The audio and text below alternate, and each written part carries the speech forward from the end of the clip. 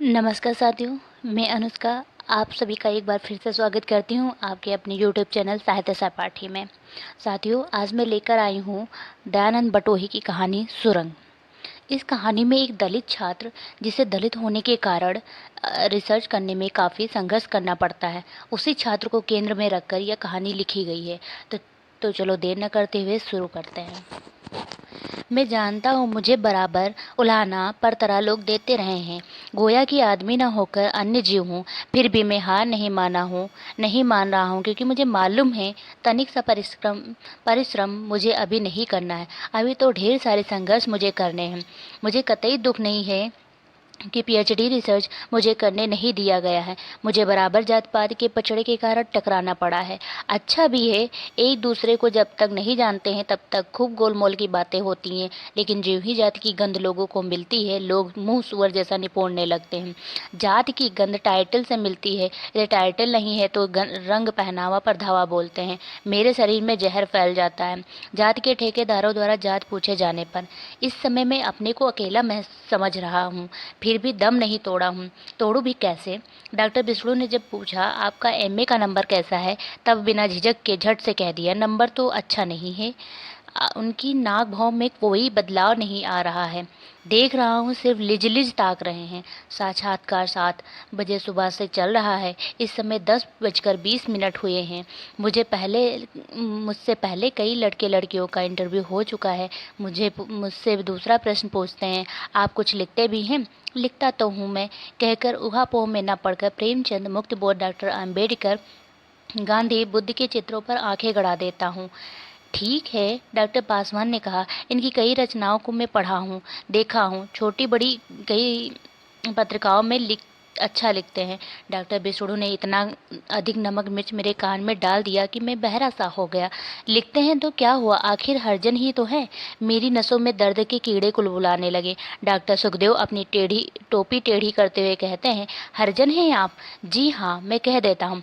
आप लोगों को क्या लग रहा है?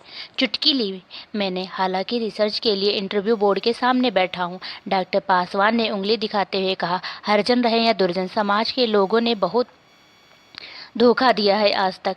डॉक्टर बिछुड़ सर हिलाते हुए कहते हैं, कोई हो सरकार ने भले ही कानून बना दिया हो, घोड़े की रस्सी तो हम ही आपके हाथ में है, आपका रिसर्च में नहीं होगा। मेरी ओर देखकर कहा था, लगा कि मुझे जिंदा जला देना चाहते हैं। मेरा सोया हुआ दर्द पिघलने लगा, और दर्द की बेचैनी में संतुलित रहना वश की बात नहीं है। मैंने भी ईंट का जवाब पत्थर से देना मुनासिब समझा। डॉक्टर साहब, आप भूल जाएं कि मैं हरिजन हूँ, गुलाम हूँ, मगर पराधीनता की जंजीरें टूटनी हैं।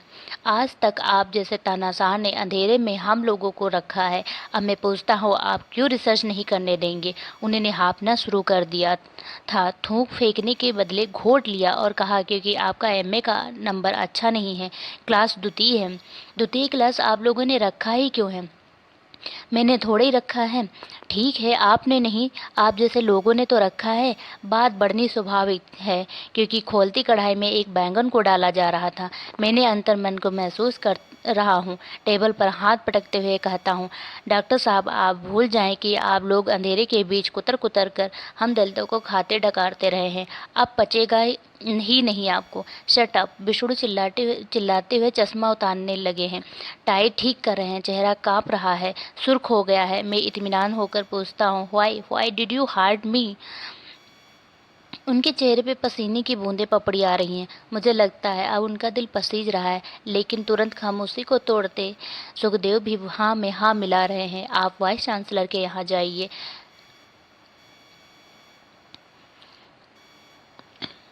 क्यों जाऊँ?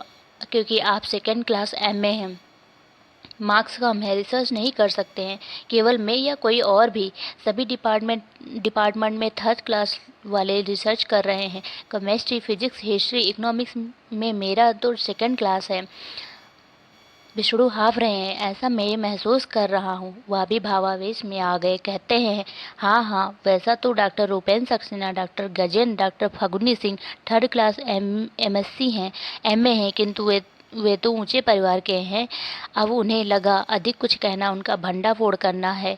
वह हाँफ रहे हैं। मुझे लगा वाइस चांसलर के पास जाने से पहले अपने अंदर खोलते खून को उगल दूं, तब ठीक होगा।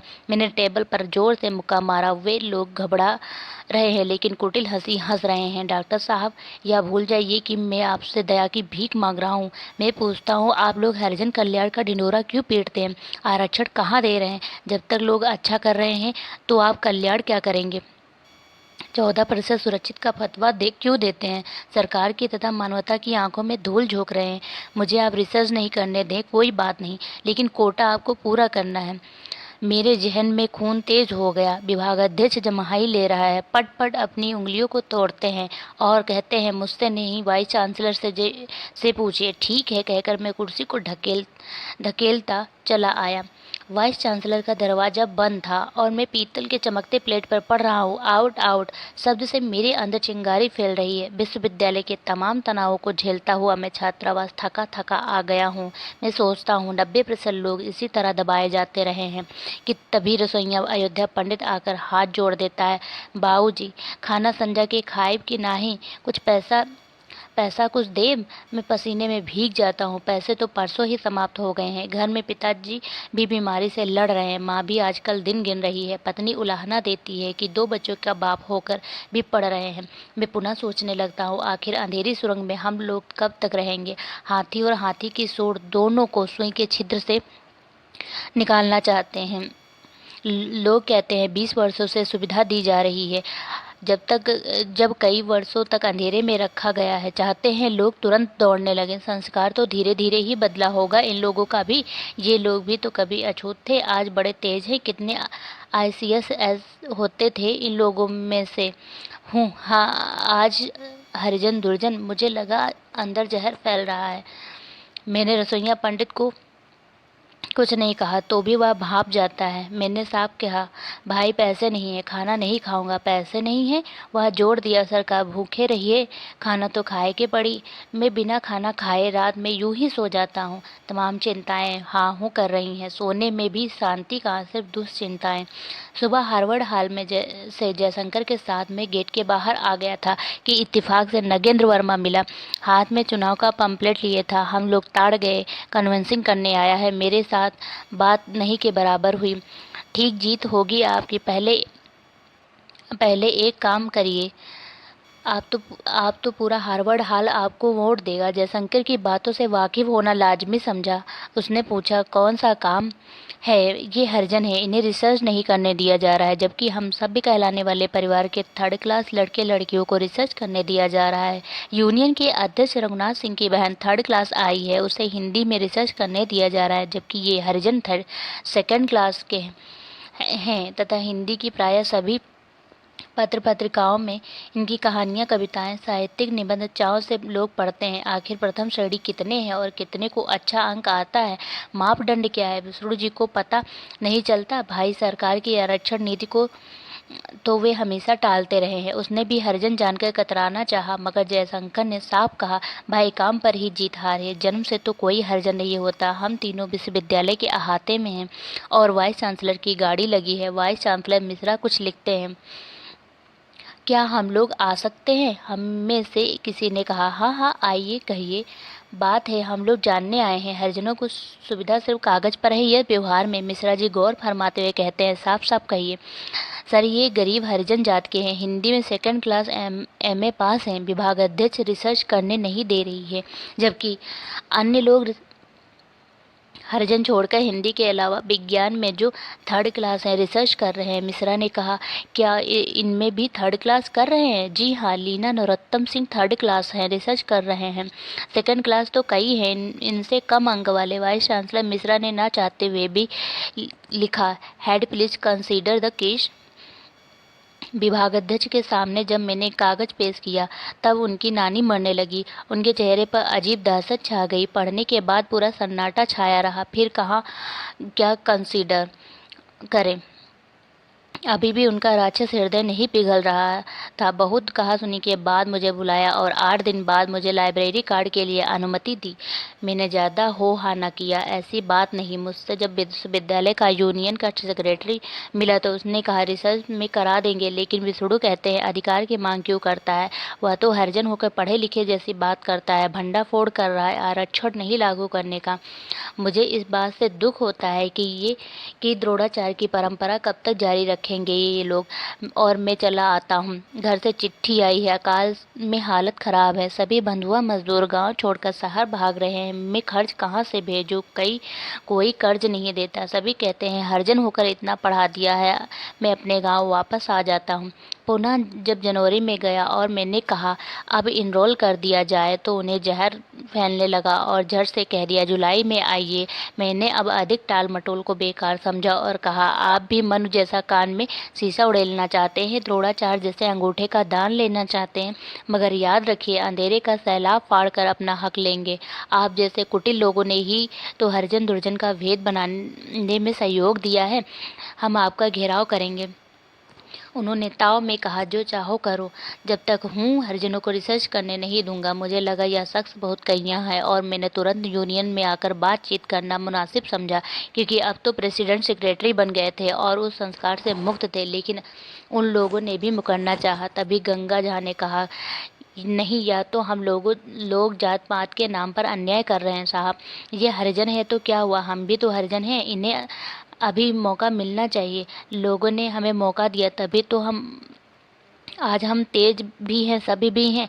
पहले हम कितने तेज और सभ्य थे सबको मालूम है। ठीक है भाई जहाजी, लड़कों से घेराव के लिए कहिए। यह मानवता के खिलाफ, नियम के खिलाफ, कानून के खिलाफ काम दही का रखवाला बिलाड़ विष्णु कर रहे हैं। हिंदी क्या सभी विभागों में 3rd क्लास कर रहे हैं। सिर्फ गाइड तैयार हो और फिर गाइड तो इनके लिए डॉक्टर अवश्य तैयार ही हैं। देखते देखते भीड़ उमड़ने लगी। पूरा विश्वविद्यालय शोरगुल से गूंजने लगा। डॉक्टर विष्णु पाखाना के बहाने कमरे में बंद हुए और 7:07 बजे निकले और माफी मांगते हुए दांत निपोड़ते हुए कहने लगे आप लोग घेराव क्यों कर रहे हैं? आखिर आप सब हरिजन तो नहीं हैं, आप इनका साथ क्यों दे रहे हैं? आवाज गूंज गई।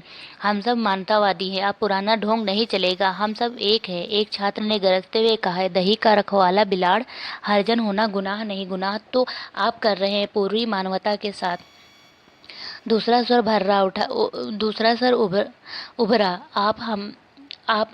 आप अपने विभाग में 3rd क्लास को रिसर्च करा रहे हैं, मगर हरिजन 2nd क्लास भी रास नहीं आया। राम नगीना की पत्नी सुरेश की बहन कौन क्लास एमए में लाई है। अब पूरा शोर तैरने लगा। मुर्दाबाद, मानवतावाद जिंदाबाद, हम सब एक हैं। उन्हें लगा यदि वे अब नहीं झुकते हैं तो पूरे मांस हड्डियां ये लोग चपर चपर चबा जाएंगे। उन्होंने नहीं सोचा था कि आज एकलव्य पूरी बात को जान गया है और मन ही मन कुछ सोचा। फिर बत्तीसी निपोरी जिसमें खैनी और पान का मिश्रित टुकड़ा अपनी गंध तथा उपस्थिति दे रहा था, कहा भाई मैं तो सरकार की आरक्षण नीति को लागू करना चाहता हूँ। अभी तक तो वास्तव में एक भी हरिजन छात्र रिसर्च नहीं कर सका। मैं तो चाहता हूँ सभी जातियों के लोग रिसर्च सभी जातियों के लोग तरक्की करें। आप तो जानते ही हैं मैं गांधीवादी हूँ, गांधी के आश्रम में कुछ दिन रह चुका हूँ। तभी दूसरा स्वर रघुनाथ सिंह का उभरा। बस बस रहने दीजिए, अपनी फिलॉसफी अनुमति देते हैं या जाऊँ? उन्हें लगा अब लोग पूरा वाकिफ हो गए हैं और फिर टालने पर कुछ भी हो सकता है। धीरे से कहा ठीक है, उन्हें रिसर्च करने की अनुमति देता हूँ, लाइए एप्लीकेशन। और कुछ ही क्षणों में भीड़ इधर से उधर होने लगी। दूसरे रोज मुझे रिसर्च के लिए इनरोल्ड होने की अनुमति मिल गई। रिसर्च के लिए विषय मैंने चुना था हिंदी साहित्य में अछूत साहित्यकारों का योगदान। बीच बीच में बहुत बाधाएं आई और अंत में डॉक्टर विष्णु को एक लड़की के साथ पकड़ा गया और उन्हें सजा हो गई। मैं सोचता हूँ वह सफ़ेद होकर भी कितना काला था, लेकिन दूसरों को साफ रखने की सीख देता था। मेरी पुस्तक सुरंग उनके यहाँ समीक्षार्थ गई थी। उन्होंने काफ़ी साफ गोई के साथ समीक्षा की है। ऐसा लगता है अब वे मुझे नहीं पहचानते, नहीं पहचान जानते। पीएचडी की डिग्री लेकर अब मैं एक विख्याता हूँ। साक्षात्कार